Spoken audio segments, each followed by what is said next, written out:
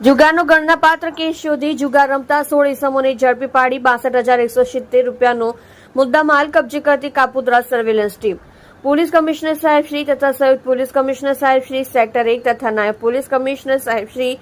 Zone 1 તથા મદદનીશ police commissioner સાહેબ શ્રી એ ડિવિઝન સુરત શહેરનાઓએ જન્માષ્ટમી તહેવાર અનુસંધાને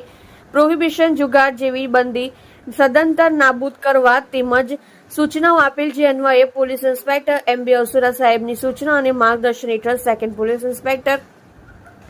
એમ.આર. સોલંકી સાહેબ તથા surveillance police sub inspector AL. Pandya તથા બીજા સર્વેલન્સ સ્ટાફના પોલીસ માણસો પોલીસ સ્ટેશન વિસ્તારમાં આગામી જન્માષ્ટમી તહેવાર નિમિત્તે પ્રોહિબિશન જુગારની પ્રવૃત્તિ આચરતા ઇસમોને શોધી કાઢવા સારું પેટ્રોલિંગ દરમિયાન એએસઆઈ રાજદીપભાઈ ગોરખભાઈ તથા assistant police constable Ghelabhai Tejabhai તથા એલાર્મ બ્લોક રક્ષક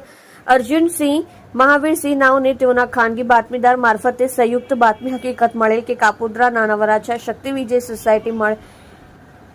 પ્લોટ નંબર 243 માં સુભાષ મીઠાપરા નામનો ઈસમ બહારથી માણસો બોલાવી જુગાર રમાડવા સારું નાળ ઉઘરાવી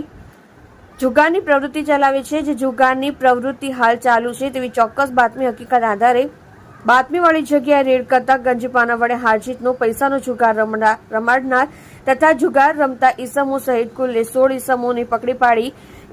આરોપીઓની અંગ ઝડતી તથા નાળ પેટે ઉઘરાવેલ પૈસા તથા દાવ ઉપરના મળી કુલ રોકડા રૂપિયા 62,170 ના મુદ્દા માલ સાથે ઝડપી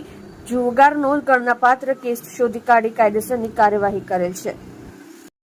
તમે જોઈ રહ્યા છો સત્યને સાથ આપનાર સત્ય સમ્રાટ ન્યૂઝ ચેનલ તંત્રી શ્રી નિલેશભાઈ પાટીલની સાથે.